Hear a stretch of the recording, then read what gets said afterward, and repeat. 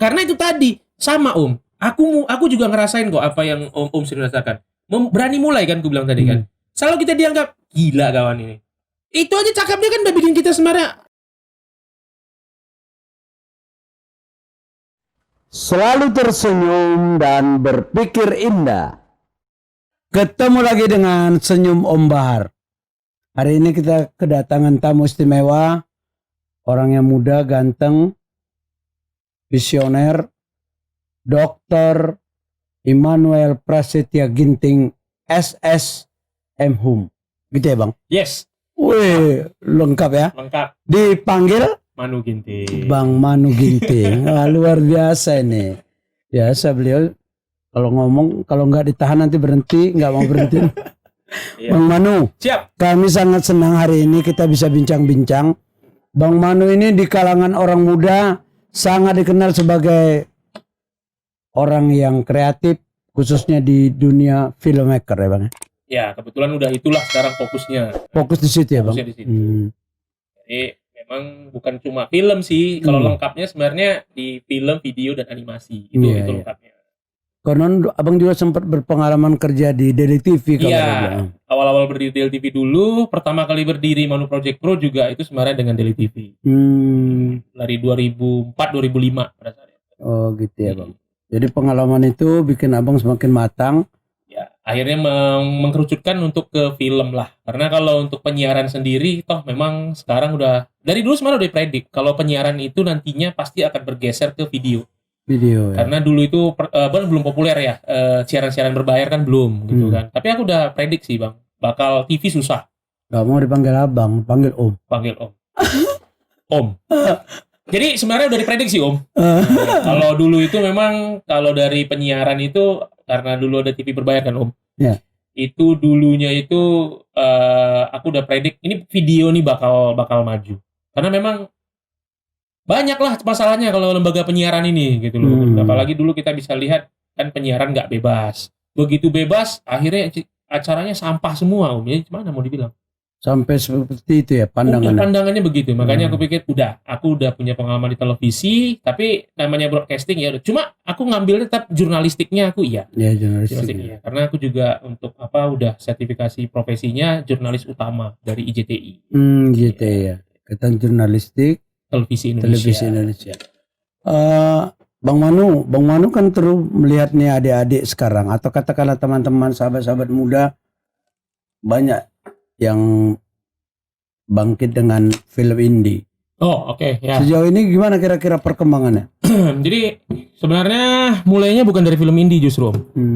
2009 aku itu bikin festival film mahasiswa Unimed di museum. Yang ku undang dulu itu bukan tokoh-tokoh indie, aku undang Pak Air Kamar. Oh, kenal. Begitu aku undang, besoknya namaku muncul di koran. Habis aku dimaki-maki sama dia. Iya. Itu bukan film katanya, cobalah. Gitu. Film nggak pakai handycam. Jadi aku itu terbentuknya bukan gara-gara semangat indie model begitu. Aku semangatnya dulu respect sama dunia film yang bener gitu loh. Jadi aku tuh nggak terlalu bilang bahwa indie adalah satu gerakan, karena indie ini kan kalau lihat gerakannya, kalau dari jenis film juga itu kan udah third dan fourth cinema sebenarnya. Jadi kalau first cinema tuh Hollywood, second cinema tuh Eropa dengan segala yang kita bingung nontonnya lah gitu kan. Yang nggak ngerti juga berpikir kita ngomong. Kemudian ketika udah masuk dia yang Amerika Latin, third world movie itu artinya itu udah mulai indie. Karena di situ ada kegelisahan yang mau disampaikan gitu. Nah, sementara aku dulu memang romansa sama kayak Om juga gitu, bahwa kayak zaman-zamannya sinetron Siti Nurbaya, Jendela Rumah Kita, film yang Naga Bonar gitu. Aku masih mikirnya kayak gitu. Jadi ada orang yang masih nggak bisa bedakan mana film indie, ya kan? Mana film yang bukan indie sebenarnya. Jadi indie itu adalah pergerakan untuk menyampaikan hal-hal yang tidak bisa ditampung oleh film-film yang gaya-gaya yang first cinema tadi, yang gaya Hollywood gitu. Jadi kalau dibilang pergerakan, kita fokus ke film aja. Karena Medan ini dibilang film indie, tapi semangatnya nggak indie amat. Ya kan, jatuhnya jadi kayak bikin sinetron gitu. Tapi ini udah mulai tumbuh Bang. Ekosistem itu tadi dari tahun 2017 sebelum kita sama di DKM dulu, itu kan udah kita bisa lihat udah ada pergerakan bahwa orang sudah bikin film. Sebelumnya pun Bang, kalau Bang ingat dulu zaman-zaman DVD Bang. film Batak, film Melayu, film Karo. Wah, itu sempat naik gitu kan. Kemudian bergeser, sekarang ekosistemnya dalam keadaan menemukan bentuk baru lah. Makanya new normal. Covid nih menghantam semuanya, Om. Iya. Habis. Adaptasi kebiasaan baru ya kan. Dan model baru. Ya. Karena dulu orang cita-cita bioskop, setelah bioskop kayak gini, orang jadi bingung lagi. Cita-cita bikin di YouTube jadi. Ya kan? Jadi susah. Iya. Jadi tren kita pun akhirnya jadi dulu kita kalau bikin di YouTube aja, kita berlomba-lomba masuk bioskop, Om. Cuman. Iya, betul. Ya kan, di mana kau sembunyikan jodohku? Ngejarnya ke bioskop, Om. Iya, betul. Kenapa nggak YouTube? Nah, iya. Karena memang pada saat itu kita melihat itu sebagai sebuah kebanggaan. Nah, sekarang dengan adanya Covid dipaksa lagi berpikir ulang lagi ekosistemnya. Dengan sederhana, ya mungkin bisa membuat produk yang bisa dibanggakan juga. Iya. Gitu kira-kira ya kan. Itu, Om. Jadi sebenarnya kan kalau misalnya sekarang itu teman-teman komunitas film, baik yang perusahaan film besar lah kalau kita bilang, itu harus mikirnya sekarang jangan lagi fokus ke bungkusnya, tapi kontennya. Gitu. Kontennya, betul. Menarik sekali. Karena cerita film dari masa ke masa Sumatera Utara, kita kalau ngelihat sejarah nggak panjang. Pintu gerbang film Indonesia bagian barat. Iya betul. Itu di Kota Medan. Kota Medan. Dan beberapa tokoh sudah menjadi tokoh nasional perfilman. Beberapa nama. Mungkin nanti segmen lain kita cerita tentang sejarah itu ya. Boleh, tapi itu tadi memang sejarahnya panjang, tapi balik lagi yang tersisa apanya, Om? Ya, itu dia. Kalau kita cuma mengenang, ya sudah jadi kenangan aja. Iya. Tapi kalau memang mau kita lanjutkan, pertanyaannya yang sisa apa gitu? Iya. Ya kan ini nggak ada bersisa sama sekali, habis total, Om. Habis total. Semua cerita-cerita itu bahkan perlengkapan yang pernah ada pun sekarang sudah tidak ada lagi. Kecuali estafet sempat ya, Om ya. Iya. Nah kalau tempat estafet aku bangga gitu loh. Kayak mendiang Om Ajis. Dia kan cerita bahwa dia juga sempat merasakan sisa-sisa itu ya kan. Estafetnya ke anaknya. Anaknya jadi YouTuber juga gimana. Iya. Estafet itu putus. Iya. Jadi ya kayak Pak Iwan Nasari katanya juga pernah megang kamera tuh. Iya. Ya kan Dokter Iwan Nasari. Lalu kemana dibawa? Sekarang udah ke sejarah, nggak ke film lagi. Iya. Berhenti juga. Pak Air Kamar mendiang. Anaknya kemana? Nggak juga ngelanjutin. Artinya regenerasi itu harus dibentuk. Iya. Estafet. Iya. Dan jangan berhenti gitu ya. Kita kan enggak, kita sempat mati total lalu bangun lagi. Nah, menjebataninya ini lama prosesnya, Om. Iya, betul. Dan banyak masalah. Yang muda-mudanya alay yang enggak ketulungan, yang tua-tuanya ngerasa enggak dihargai lagi. Iya. Gimana nyatukan opung-opung sama anak muda? Pandangan yang berbeda. Betul. Jadi memang kalau yang generasi muda-mudanya mereka berpikir apa susahnya bikin film? Karena mereka itu pikir kalau salah hapus. Zaman senior kita dulu nggak bisa gitu. Salah harga pitanya berapa gitu kan. Makanya latihannya harus lebih ekstra. Acting itu betul-betul didalami sekali. Teknik kamera itu betul-betul didalami sekali. Kalau sekarang instan semua, Om. Jadi nggak nyampe itu pesan itu nggak nyampe. Pesan itu ya. Nah lalu mereka bilang itu indie. Kan itu juga udah jelas ngaco. Iya. Mentang-mentang kalau udah bikin sendiri namanya indie. Enggak. Indie itu adalah gerakan di dalam filmnya, Om. Jadi apa yang mau disampaikan? Jadi contohnya kayak mengkritik pemerintah. Itu nggak bisa di film yang Hollywood style atau European style. Itu gaya-gaya indie. Itu harusnya begitu. Nah, biarpun sekarang gaya indie itu sudah melebur juga ke industri. Gitu. Ya, ini menariknya kalau pakar yang berbicara, beda dengan orang-orang yang biasa. Setuju kalau dibilang pakar film sekarang. Sebenarnya kalau dibilang pakar ini jadi masalah juga. Karena kalau di seni, samanya Om pun tahu. Selalu dibilang maestro ya, kan gitu. Wah, kalau dibilang Medan ini maestro kan, wah udah tahu ya gitu siapa-siapa aja bakal dibilang maestro. Kalau Manu sih sebenarnya Manu lebih senang dibilang pencinta aja lah. Pecinta yang serius tapi. Pecinta bukan untuk kakak di rumah aja. Kalau aku malah duluan nikah itu sama Manu Projectku daripada istriku. Oh ya, tapi itu kemarin baru ini ya. Iya, merayakan hari anniversary. Terima kasih. Yang ke-12 tahun. Salam sama Mbak apa namanya? Mbak Wati. Iya, namanya Jawa kali Wati. Ya, Wati Faisal. Iya, selamat ya, Mbak. Nah, kita lanjut lagi. Iya, jadi dengan istri 2008 nikah. Iya. Manu Project 2005. Waduh. Duluan aku nikah sama Manu Project ya daripada sama istriku gitu. Jadi rekan-rekan, Manu Project itu semacam sebuah apa sekarang? Sekarang bentuknya udah yayasan. Yayasan. Berbadan hukum resmi. Resmi ya. Iya. Dan sekarang sedang menampung kawan-kawan generasi muda pecinta film untuk ikut bergabung. Ya. Dididik bisa ya Bang ya? Bisa, didik juga bisa, Nah. ikut partisipasi. Jadi sebenarnya Manu Project Pro itu dulunya awalnya komunitasnya Om. Jadi memang banyak pemikiran-pemikiran yang selama ini mungkin terkesan, waduh, tidak berkembang nih. Tapi ketika kita menemukan sesuatu jalan, harusnya sama-sama bersinergi, bangkit bersinergi kan gitu. Ini nggak bersaing. Ya. Jadi sebelum dilanjutkan, kita minum dulu lah. Minum air putih. Iya, ini juga panggilan kalau yang mau endorse, tolong jangan ragu-ragu ya. Keren. Jadi memang saya selalu berpikir dari dulu memang kenapa kita suka dunia film. Nah, karena di situ kita banyak mendapatkan, karena sebuah film itu kerja kolektif, tidak sembarangan. Betul. Bukan. Bagaimana kalau cuma ada kameramen tapi nggak ada bintangnya? Bagaimana ada bintangnya tidak ada skenarionya dan itu semua sinkron. Gitu kira-kira ya. Betul. Jadi nggak bisa sendiri. Jadi itu kerja massal namanya. Ada banyak orang terlibat. Kemudian ini juga kan terbagi-bagi. Jadi menjawab ini aja Medan masih lama sebenarnya Om. Mana lebih tinggi jabatan di sebuah produksi film? Orang masih bilang sutradara. Padahal kan produser bosnya. Iya. Sutradara mah mandor. Ya kan? Lalu orang-orang berpikir jadi sutradara itu tugas ngatur-ngatur aja. Padahal kerja dia itu banyak. Dia harus mengubah dari skrip menjadi visual.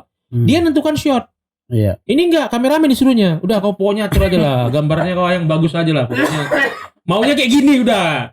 Apa shotnya? Itu terserah kau lah. Kawan kameramennya. Kan kacau kayak gitu. Bukan gitu harusnya. Harusnya dia memang kerja lebih keras. Nah, produser ini pun ada asisten produsernya. Ada line produser namanya, produser pelaksananya juga ada, manajer lokasi, manajer. Jadi artinya ini kan nggak terpikirkan menjadi sebuah industri. Akhirnya dengan gara-gara ngomong indie tadi Om, takutnya level kita mentok-mentok di situ dan kita ngerasa puas diri. Udah selesai. Habis. Jadi untuk membuka jendela semangat adik-adik atau kawan-kawan kita, ini bagaimana dengan keberadaan pemerintah kita? Ada support? Nah, ini dia. Ini baru seru nih kalau pemerintah. Pemerintah kita masih galau, Om. Galau ya? Galau. Ini aja 2 tahun terakhir galau. Kita dulu di Kementerian Pendidikan dan Kebudayaan. Dulu kan film bukan di Kementerian Pendidikan dan Kebudayaan. Om juga ingat dulu kan di bagian penerangan dulu. Betul, gimana. Akhirnya film kita lighting yang banyak orang penerangan dia. Ya kan? Jadi berubah ke Kementerian Pendidikan dan Kebudayaan. Kita berharap bahwa film itu jadi mendidik dan berbudaya. Betul. Dibikinlah pusat pengembangan perfilman, Pusbang Film. Bubar ya sekarang. Diganti sekarang jadi direktorat film, musik dan media baru. Nah, dari ini aja sebenarnya itu ada kegelisahan yang belum ketemu di pusat.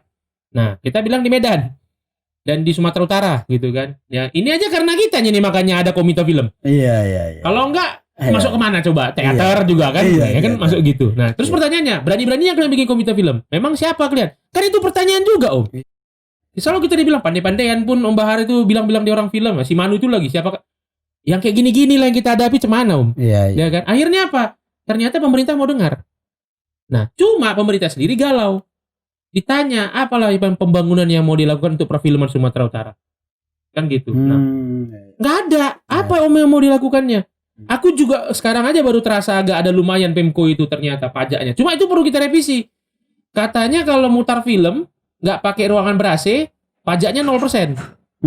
Sekarang pertanyaannya, zaman sekarang nggak ber-AC nonton di mana kita? Ini aja apa namanya Gerimis bubar kan? Ya kayak gitu gimana mau nggak? Karena ini kan orang-orang bingung semua. Kita sama ini Om. Pernah di DKM juga, di DKSU juga, komite film juga. Sekarang Om nengok 2 tahun ke depan apa mau kita diarahkan ini? Iya. Kecuali mimpi Om ada, mimpi aku ada. Iya. Lalu di mana posisi pemerintah yang Om bilang tadi? Iya. Iya kan? Jangan-jangan di pola pemerintah, udah yuk kita bikin film lagi. Film yang lalu-lalu aja pun habis tayang ceng semua bubar. Iya ya. Kenapa gitu ya? Apa sebabnya itu kira-kira? Ya, karena memang itu bukan dipelihara, Om. Sama kayak gini, ini langsung semuanya yang pernah ngomong di sini juga sama bakal tembakannya. Om, Medan ini budaya apa, Om?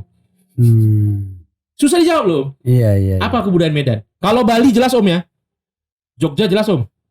Bandung, udah nggak mungkin ragu lagi kalau udah Bandung dibilang Sunda kan Om. Medan apa Om? Tapi yang ikon sekarang yang terbentuk banyak sih sebenarnya. Tapi Melayu mungkin terdepan kayaknya. Melayu terdepan. Iya. Sekarang aku mau nanya, Melayu kita ini cuma di Istana Maimun itu aja kan? Mentoknya. Kemana lagi Om pernah nengok ada Melayu lain selain Istana Maimun? Gitu ya. Ya kemana? Dalam artian fisik gitu ya? Ya apapun itu. Pementasan atau apa. Taman Budaya Istana Maimun. Taman Budaya Istana Maimun. Di luar dari situ Om pernah nengok nggak di mana? Ada beberapa item pertunjukan di katakanlah sambutan tamu-tamu Seremonial kan? seremonial. Ini juga gini Om. Ini nanti balik ke film lagi ya.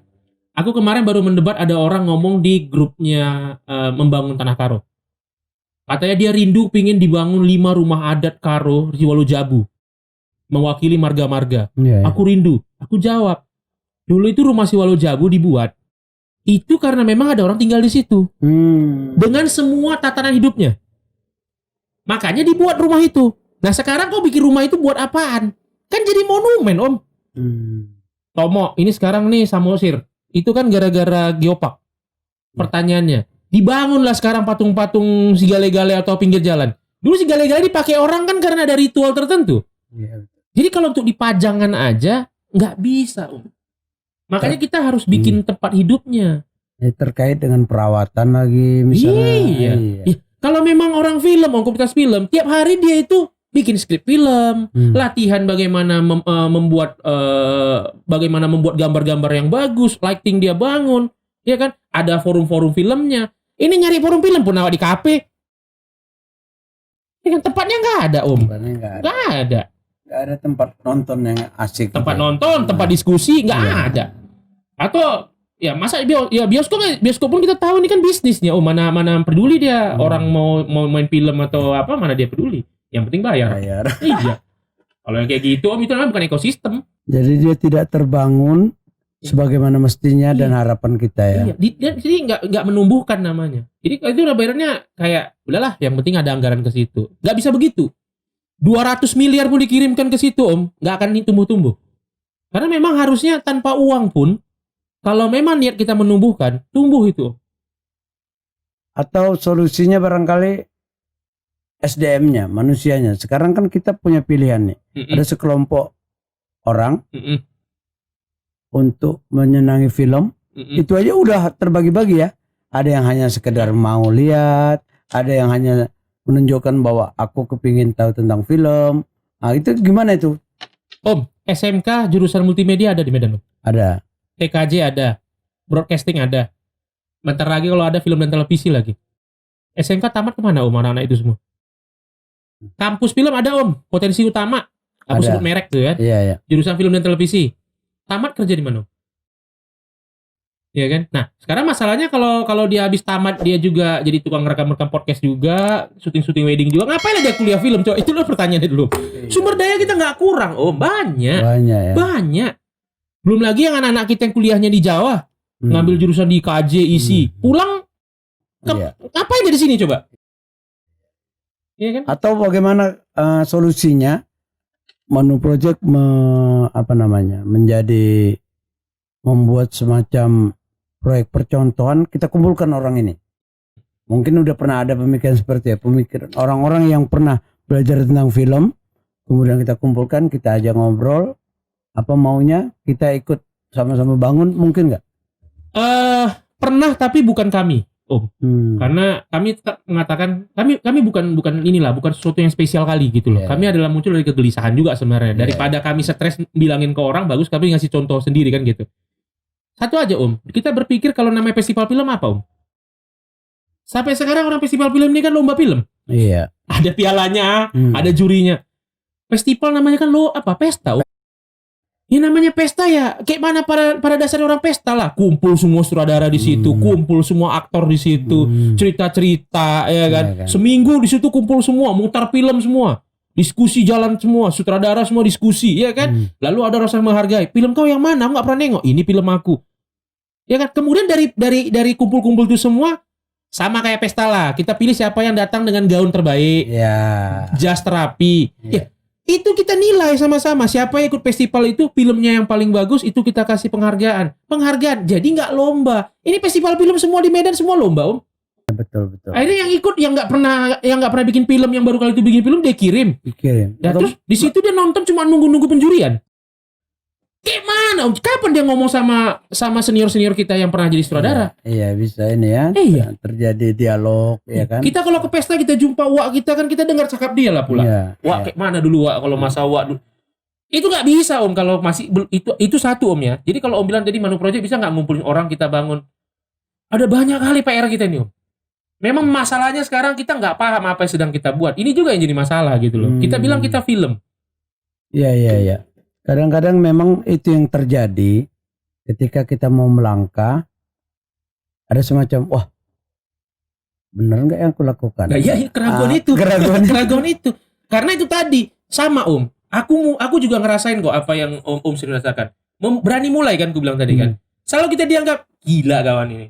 Itu aja cakapnya kan udah bikin kita sebenarnya. Aduh, mematahkan semangat. Paling nggak kau dukung dulu ke, kamu juga belum tahu.